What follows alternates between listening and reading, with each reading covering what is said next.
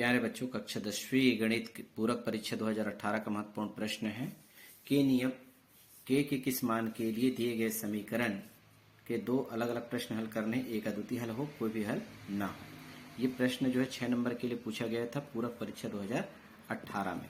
तो आइए हम सीधे प्रश्न में चलते हैं और किस तरह से हल किया जाएगा इसका सॉल्यूशन आपको बता रहे हैं। सबसे पहले दिए गए हैं दो समीकरण, पहला और ये दूसरा, दोनों को लिख लेना है।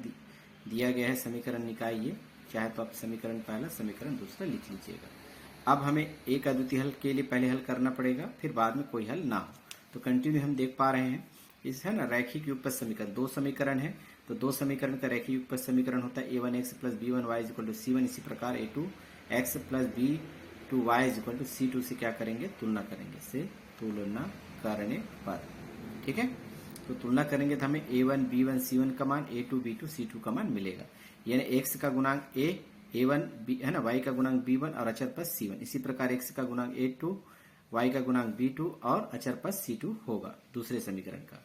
तो पहला में देखते हैं x का गुणांक 2 है तो यानी a1 का मान 2, y का गुणांक k तो b1 का मान k होगा और c1 का मान क्या होगा 1।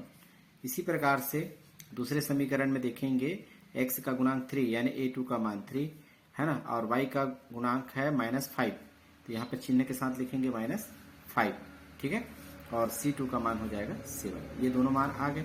अब आपके पास क्या दिया गया है, शर्त दी गई है ना। शर्त ये कहता है कि एक अद्वितीय हल हो, पहला का एक अद्वितीय हल हो। एक अद्वितीय हल होने के लिए हमारे पास है a1 upon a2 not equal to b1 upon b2। ये इसका हल होता है एक अद्वितीय हल के लिए। a1 a2 का मान रखेंगे, a1 a2 का मान है यानी 2/3 not equal to b1 b2 का मान देखो k है और माइनस यहाँ पर है 5। 3 गुना कर देंगे, k का गुना 3 से करेंगे तो 3k होगा, और इन दोनों का गुना करेंगे 2 गुना 5 10 होगा, और प्लस माइनस माइनस। इस तरह से यदि हम देखें कंटिन्यू तो k का मान हो जाएगा, k का मान ज्ञात करने के लिए 3 का पक्षांतर करेंगे -10/3। चूंकि ये नॉट इक्वल है तो सभी में नॉट इक्वल लगाना। इसका मतलब ये होता है k का मान ये नहीं हो सकता, तो क्या हो सकता है, इसके अलावा सभी वास्तविक संख्या होगी। तो यहाँ पर आपको इसका उत्तर इस तरह से लिखना होगा, है ना, है ना। चूंकि k नॉट इक्वल अतः करके लिखेंगे, अतः k का मान ये नहीं हो सकता, तो मैंने -10/3 को छोड़कर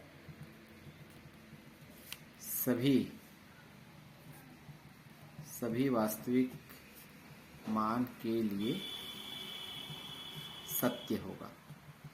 ये आपको आंसर में लिखना है। चलिए हम देखते हैं इसका पार्ट 2, हम दिखाते हैं आपको।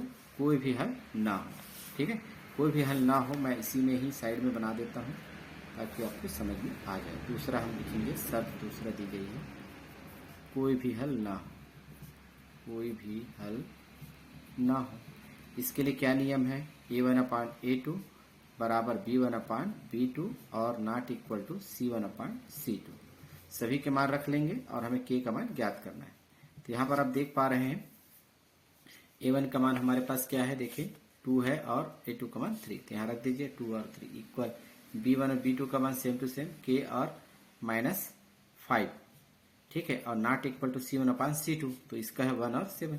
k का मान ज्ञात करना है तो 3 पद है, 1 2 3, तो प्रथम 2 का तुलना करेंगे, है ना। प्रथम लिख सकते हैं, प्रथम 2 भाग की तुलना करने पर, 2 भाग की तुलना करने पर। ऐसा क्यों कर रहे हैं, क्योंकि हमें k का मान प्राप्त करना है तुलना करने पर। तो दोनों का तुलना करेंगे तो क्या होगा, 2/3 is equal to k by -5। 3 गुना करेंगे, इसका आएगा 3k इज इक्वल टू, इन दोनों का गुना करेंगे तो -10, तो k का मान इस प्रकार से -10 बाई क्या हो जाएगा 3। तो ये आपका आंसर होगा, k का मान यही होगा। और पहले वाले में क्या आया था, इसका मान ये नहीं होगा, ये बताया गया था। इस तरह से आप 6 नंबर आसानी से प्राप्त कर सकते हैं। प्रश्न इस प्रकार से है, देख सकते हैं, ठीक। Thank you.